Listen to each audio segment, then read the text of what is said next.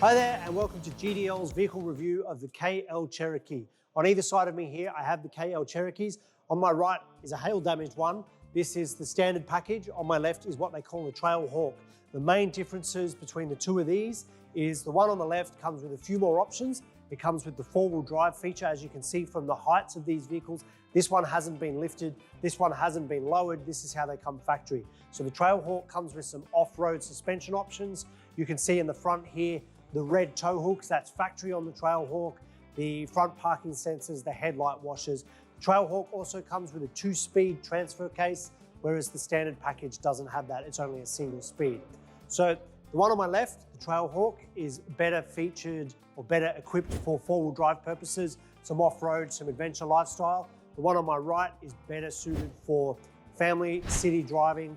As you'll see as we unpack this and we go for a drive, this vehicle is actually something we do recommend and rate as a family vehicle. It's a really suitable station wagon substitute.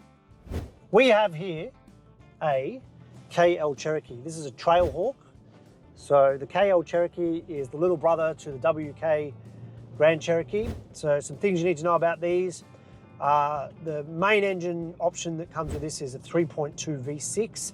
It's a variation of the Pentastar 3.6, which is found in the Wranglers and the Grand Cherokee petrols. Pretty much the same. There's a few differences. Obviously, it's a smaller capacity and it's a east-west engine. So this thing's actually an all-wheel drive. The Trailhawk is the off-road option. So the Trailhawk comes with a limited slip diff, comes with off-road suspension and better trim packages, in my opinion.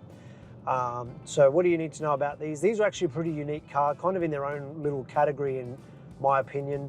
They're a mix between a station wagon and a small SUV. So they're super good for family vehicles, particularly if you're into that adventure lifestyle stuff. Kind of loosely falls into the same category as a Forester or a RAV4, but in my opinion, with far better off-road capabilities, particularly in the Trailhawk. Obviously, you're not going to be doing any of those hardcore rugged trails or things like that, but this thing's more than capable of doing camping, gravel tracks, beach, sand work, Fraser Island, which is no longer called Fraser Island for some reason. They're kind of pretty underrated. They flew under the radar. If you're a Jeep fan, normally people who are a fan of the Jeep product would go straight for a WK or a Wrangler. So people who were buying these brand new weren't necessarily people who were specifically after a Jeep, but were after a practical family vehicle, which is exactly what these are and what they're good at.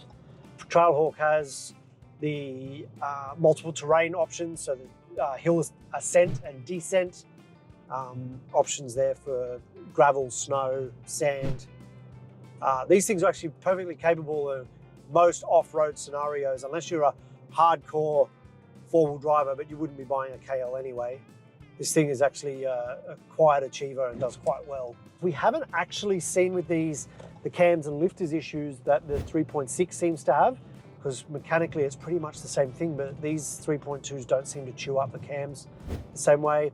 What are common issues? The oil cooler that sits in the valley, super common across all of those V6 Pentastars. These do have them as well. Common for rear diff failures. Allegedly, the rear diff is fill for life. There's no such thing as fill for life. That's a whole nother video. The most common thing we see with these is the steering lock failure. The challenge with that is obviously you need a new steering lock, you need a new key reader when that happens, and you're locked into getting that programmed by dealer-specific software. So your average corner mechanic workshop or independent repairer isn't able to program that to the car. In the wear and tear category, these do leak front shock absorbers. So do most vehicles though.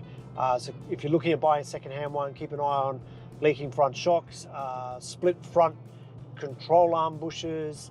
The transmission mount is hydraulically filled and common for failing. People don't realize it's failed and you get a vibration because it's lost all its hydraulic fluid.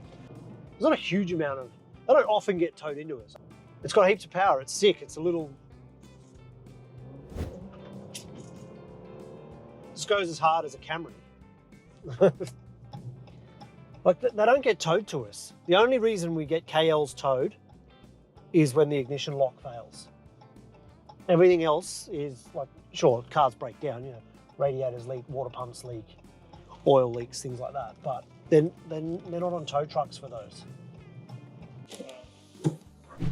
Okay, so your engine packages that come with this is either the V6, which is this one, is a east-west mounted engine, and it is a 3.2 litre V6. This is a variation of the 3.6 litre Pentastar engine, which is found in the Wranglers and the WK2s as a petrol. So this is very similar. There are some differences. Obviously, the capacity is a factor, 3.2 instead of a 3.6, and it being an east-west instead of a north-south mounted engine. Otherwise, they're pretty similar and are susceptible to the same issues that those 3.6s have, mainly cams and lifters and oil cooler leaking.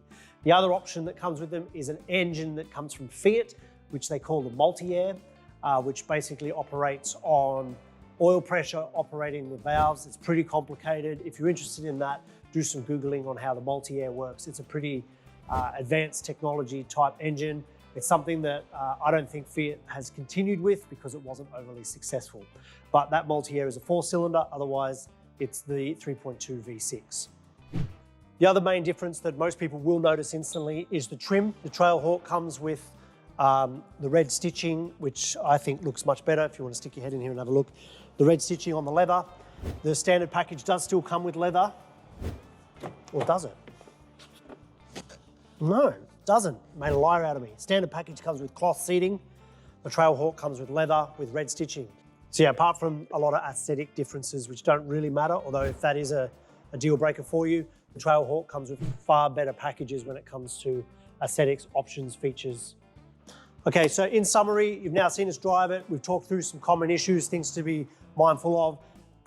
Do we recommend buying this vehicle? The short answer here is yes. I currently own one. This is a fantastic substitute if you're looking for something slightly better than just a station wagon. You don't want the size and the length of a station wagon, but you want the features of a family small station wagon or SUV. This is the go-to vehicle. As we said before, it kind of sits right in that middle ground between going up to a large SUV like a Kluger or a Grand Cherokee and going from a Commodore or a Falcon station wagon. This is the perfect middle ground. Everyone loves a better package.